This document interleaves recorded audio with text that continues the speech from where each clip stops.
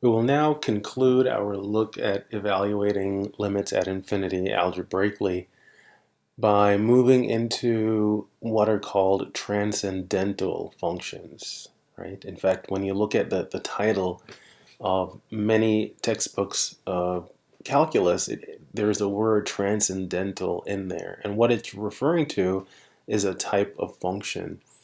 So the ones that we've looked at so far, polynomials, right? A rational function and algebraic,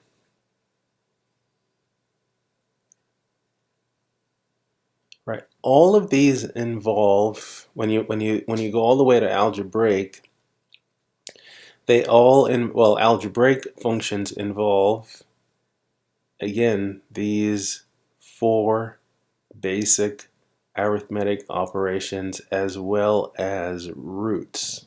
Right? Now, there are other functions that involve operations that go beyond this. So functions like exponential. And the moment you talk about exponential, you then have to talk about logarithmic, right? And then you have trigonometric.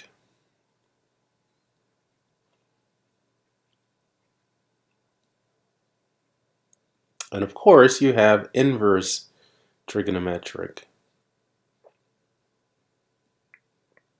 So it's these functions that I'm listing on the right.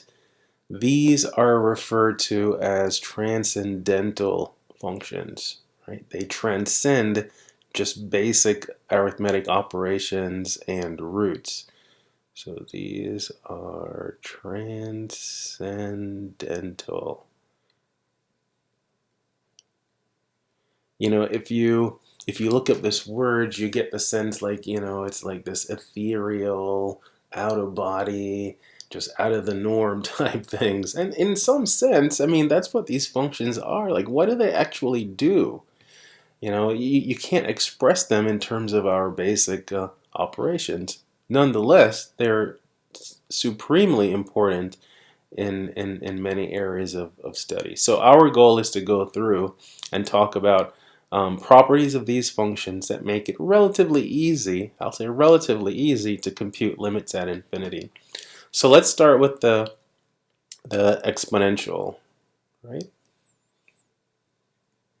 Now, you spent quite a bit of time studying exponential functions in algebra / pre-calculus, and so we're not going to go through all of those properties, but just the main ideas, the main properties that relate to infinity.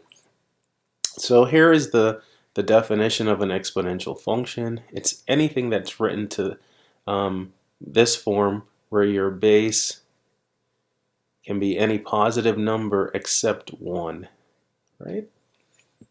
And these are not to be confused with like power functions. Like x squared is a very different function from 2 to the x, right? So, so as far as limits at infinity, again, that's what our main goal here is to say, well, what happens to functions of this form as x goes to either positive or negative infinity? Graphically, this is what happens. We can break it up into two cases. If your base is bigger than 1, right? So if we look at when your base is bigger than 1, so something like 2 to the x, or 10 to the x, or 20 to the x, or 1.1 to the x, even if it's just slightly bigger than 1, the graph is going to have this type of shape, and you might recognize that type of shape, right? So if this is the case, then based on the graph, we can write down what happens to this type of function as x gets very, very large in a positive way, or very, very large in a negative way. So let's just write down the two facts. So if your a is bigger than 1, then as x gets very, very large, a to the x itself gets very, very large. It goes off to positive infinity. And now what happens as x goes to negative infinity? So look at the graph of this. It's approaching the x-axis. In fact, the x-axis is a horizontal asymptote of these types of functions.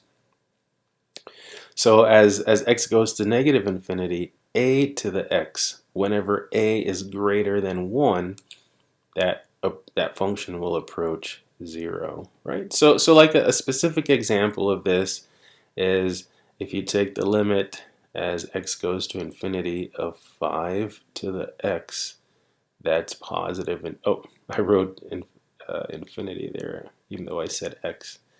So 5 to the x, that's positive infinity. Whereas if I take, let's say, the limit as x goes to negative infinity, let's say e to the x is another one of these where your base is bigger than 1. Well, again, this will be equal to 0, right? If your base is between 0 and 1, remember, your base can't be negative, so it has to be positive, but it can't be 1. So that's why I'm splitting it up to say, okay, what happens if it's bigger than 1? Now we're going to look at what happens if it's between 0 and 1. Well, it turns out that these types of exponential functions, as opposed to having exponential growth like this one, they have exponential decay like this one, right? So in some sense, it's almost like it's a reflection in the y-axis. It's not symmetrical, but if you reflect this graph in the y-axis, then you'll get the graph that I've drawn below. And then basically these properties get switched, right? So now if your base is between 0 and 1, and again, what I'll do is I'll jump to specific examples like this. So for instance, if your function is 1/2 to the x, and you're taking the limit as x goes to infinity of 1/2 to the x, the way you can see something like this is that by using properties of exponents, the top is always 1, but the bottom is 2 to the x. So the bottom is getting very, very large, and the numerator is constant, so that function will approach 0. So graphically, it looks like this. Algebraically, you just have to think of the operations here and realize that your base is getting very, very large, and your numerator is constant, right? And then, so what happens as x goes to negative infinity? Well, again, if you have something like 1/2 to the x, this will approach positive infinity, right? Again, because of this particular pattern, right? So a lot of these sort of, rules or conventions you want to keep in mind, but in order to use these rules and conventions, you have to be able to identify what type of function and then what particular type of property, right?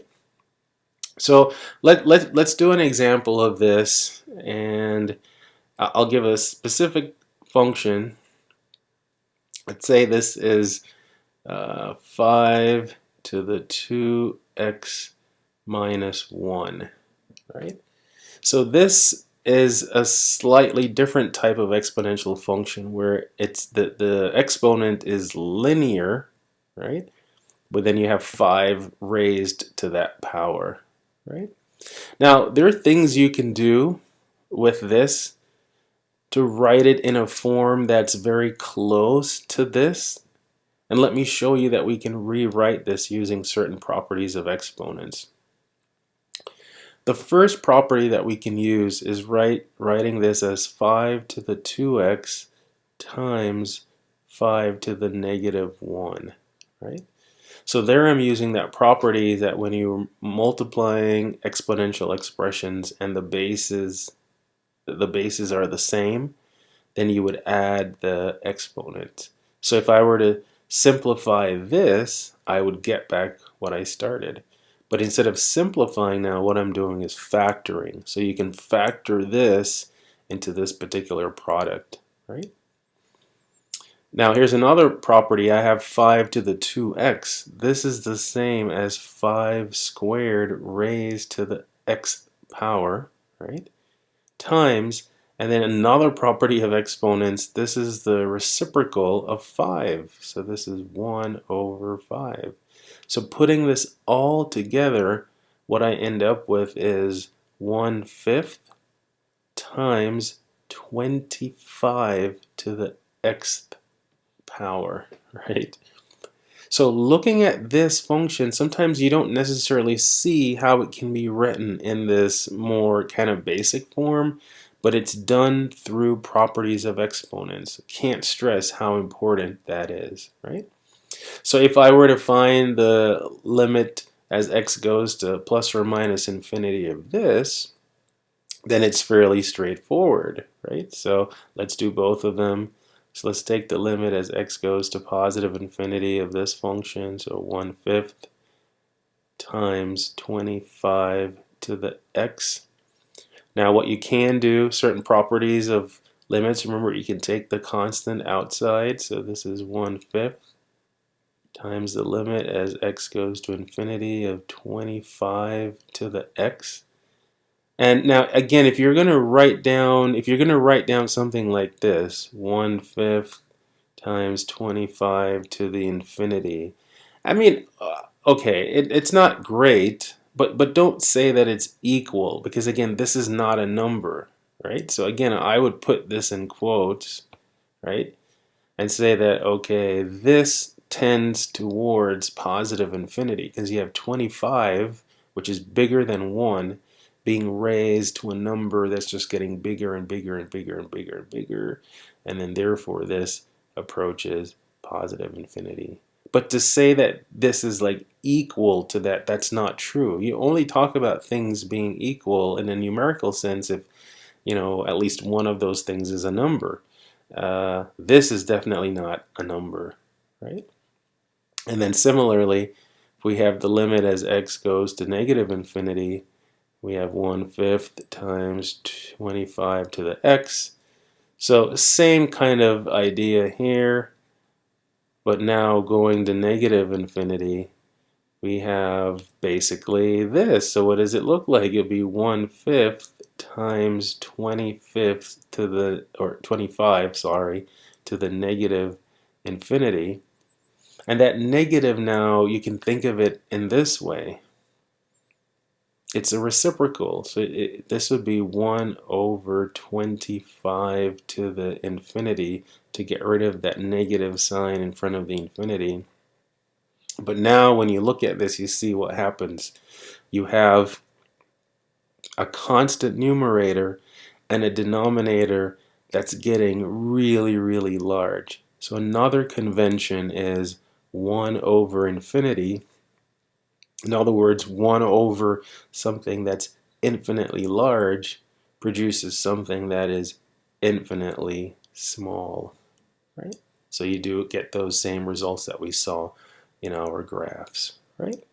So it can't be stressed enough how important these properties of exponents, and knowing, like, recognizing when you have an exponential function and then utilizing those properties, it's key. All right. Now let's move on to the next one, and that's the logarithmic function. So logarithmic.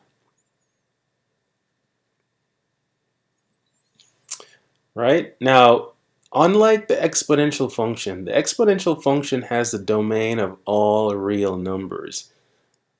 Basic log functions do not. In fact, again, we can break it into two cases. So your standard logarithmic function in base A is written like that, but now there's a condition that in order for this function to be well defined, x has to be greater than 0. And then I'll also restate the same requirements for the base in the exponential, these requirements are also needed for the logarithmic function, right? But this is key.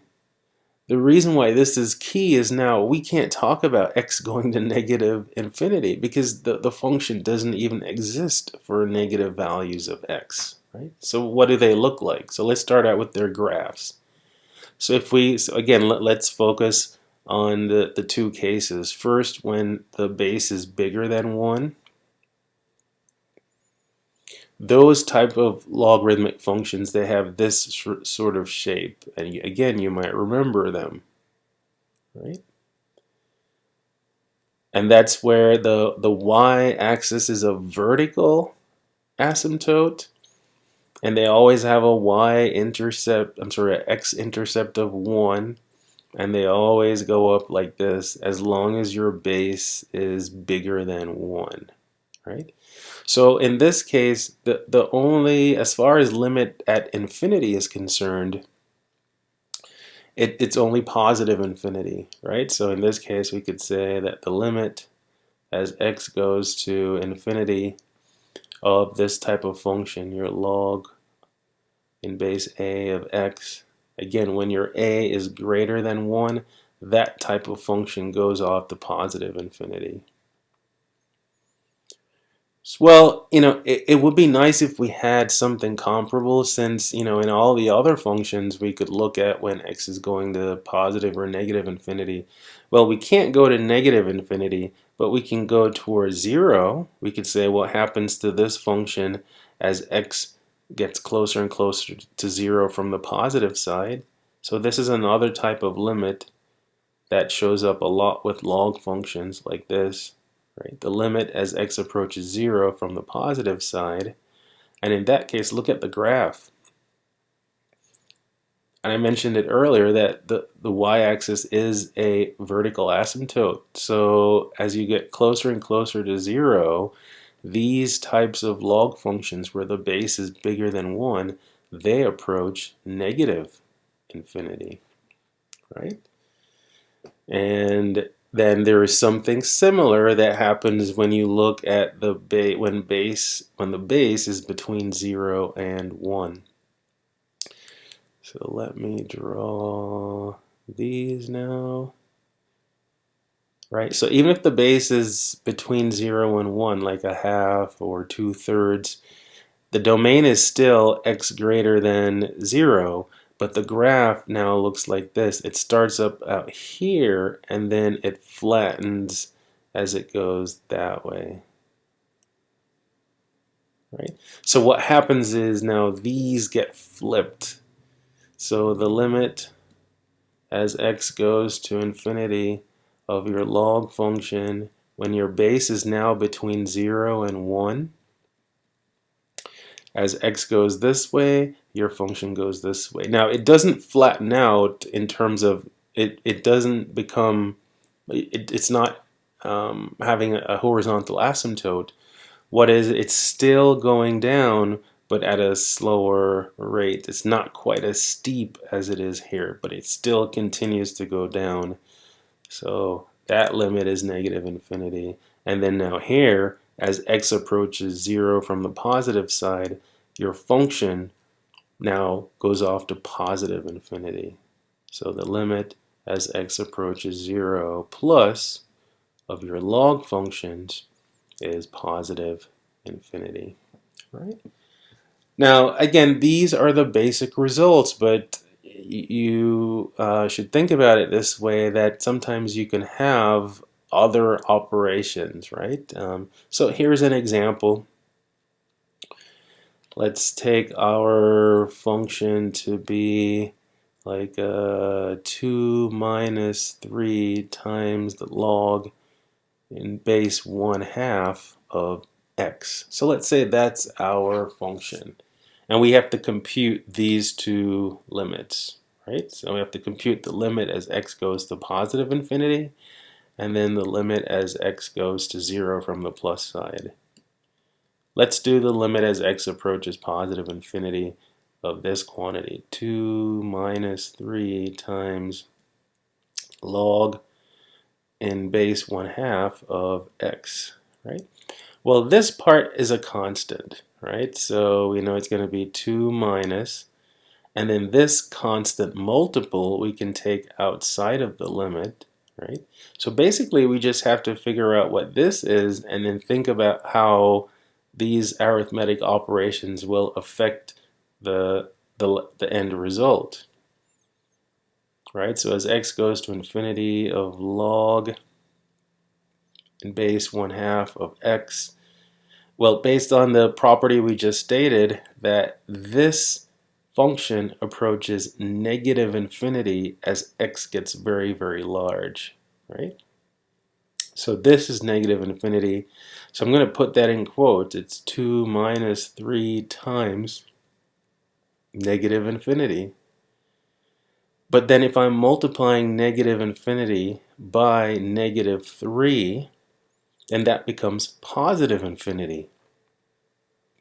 So again, I'll put this in quotes. It's going to end up being 2 plus infinity, which is infinity, right? So this function, as x approaches positive infinity, it also approaches positive infinity. And then let's see what happens if we take the limit of this function as x goes to 0 plus 2 minus 3 times log in base 1/2 of x. Well, now as x approaches 0 from the positive side, this log function approaches positive infinity. So we have, and I'll put this in quotes, 2 minus 3 times positive infinity. So now you have positive infinity times a negative number, so that gives you 2 minus infinity, and 2 minus a huge number, a number that continues to get huge, you end up with negative infinity, right? So you might have, slight variations of these log functions, but as long as you remember the basic property, then we can apply those properties to these modified functions. All right. Okay. So trigonometric functions. Well, those are easy. Those are very easy, but there are little twists to them. So for trigonometric functions, we know that all 6 trigonometric functions are periodic. So all 6 trigonometric functions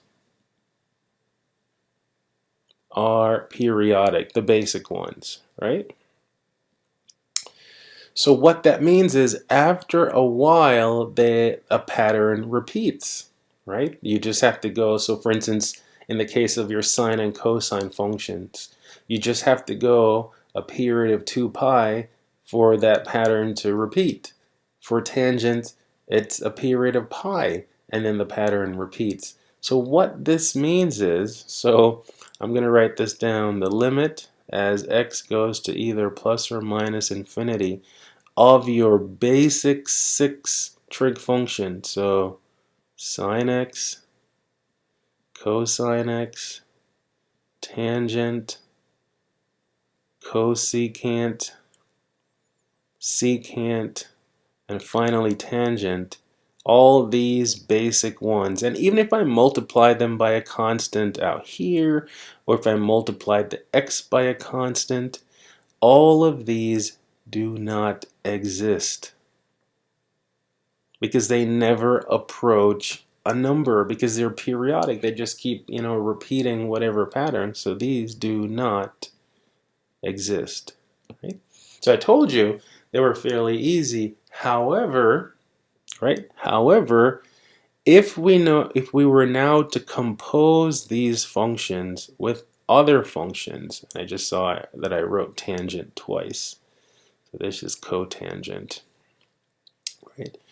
But if we were to modify these functions just ever so slightly, we might have to combine a an earlier result with these trig functions. So take a look at this example. Let's say I want to take the limit as x goes to infinity of the sine of 1 over x minus 4 times the cosine of 1 over x squared. Let's say I have something like this, right? We can't just say, oh, because it's periodic, or just the fact that sine and cosine are periodic, it doesn't necessarily mean that it works the same when you have a 1 over x or a 1 over x inside, right? Using properties of limits, we can write this limit in this form. The sine of the limit as x goes to infinity of 1 over x, like that, and then minus 4 times the cosine of the limit as x goes to infinity of 1 over x squared. Remember, there's that property of limits that allows us to take a limit inside a composite, right? So in other words, figure out what happens to 1 over x and 1 over x squared as x gets very, very large, and then take the sine of that number if there is such a number, and then the cosine of that number if there is such a number, right? Well, this goes back to our rational function.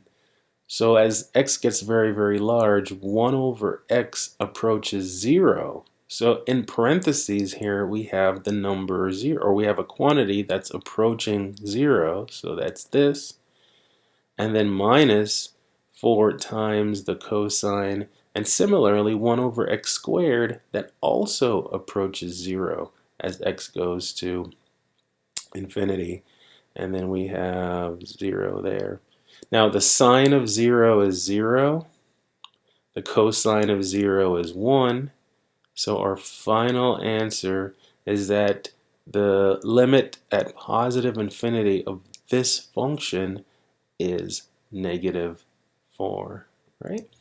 So don't write off the trig functions as soon as you see them.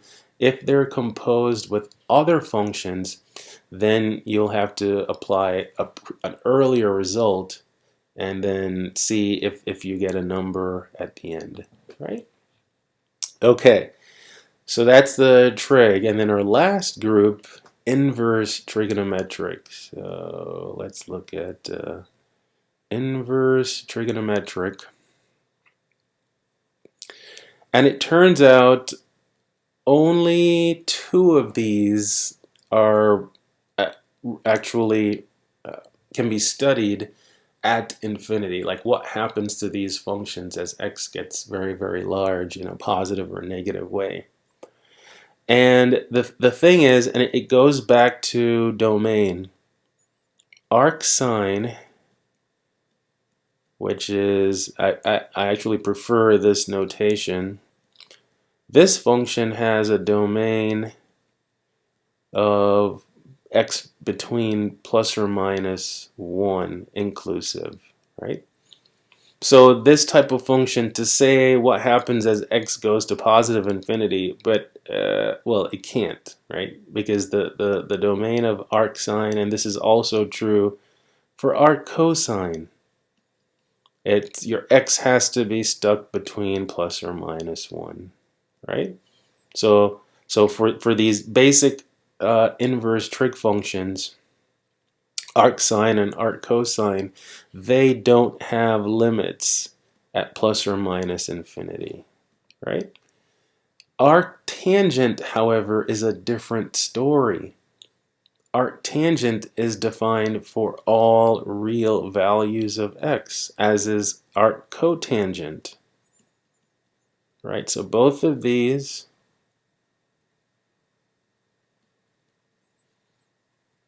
right, so arccotangent and arctangent, their domain is now all real numbers, right? So it does make sense to ask what happens to these functions as x goes to plus or minus infinity. And I will start with the graph. If you draw the graph of arctangent, it looks like this. It turns out it has two horizontal asymptotes. Right? Horizontal asymptotes, and arctangent looks like this. And it turns out that those horizontal asymptotes are positive pi over 2 and negative pi over 2. Right? So this is the graph of arctangent. So then what it basically is saying, as x gets very, very large, arctangent approaches pi over 2. Right? So the limit as x goes to positive infinity of arctangent is, that limit is pi over 2. And if we switch it and have x go to negative infinity, then that limit is negative pi over 2. Arccotangent is similar in that it starts out up here and then it goes down here, right? So I'm not going to sketch the arccotangent. In fact, I encourage you to take a look at the graph. It's in the front cover of your textbook. You know, if you Google the graph of arctangent, you'll get lots of images. But arccotangent, you'll get lots of images. But these are the results for inverse tangent. So let's look at an example here. So let's say we have the limit as x goes to infinity of arctan.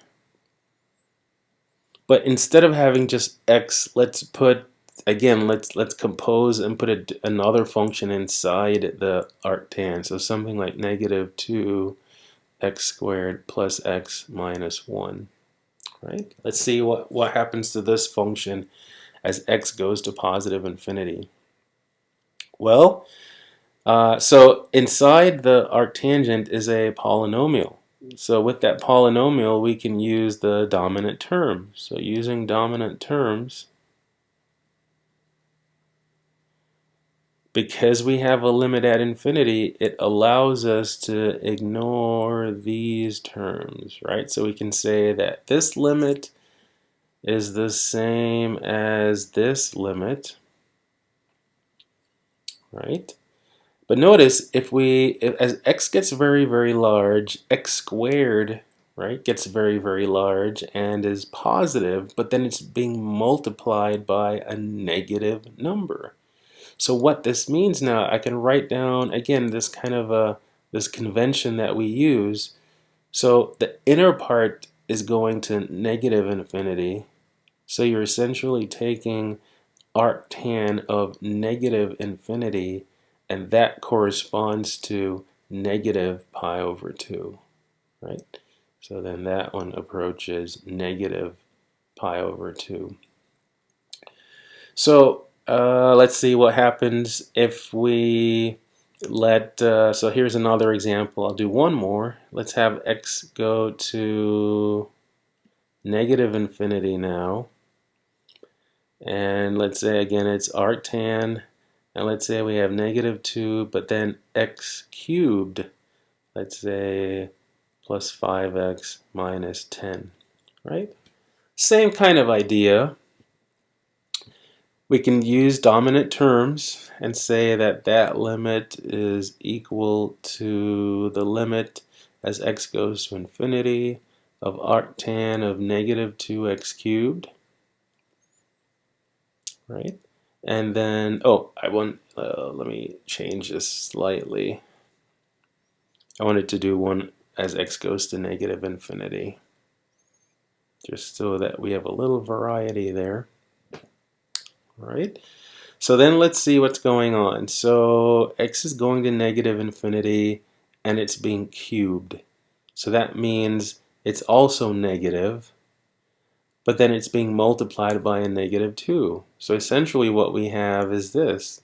we have -2 times negative infinity cubed, right?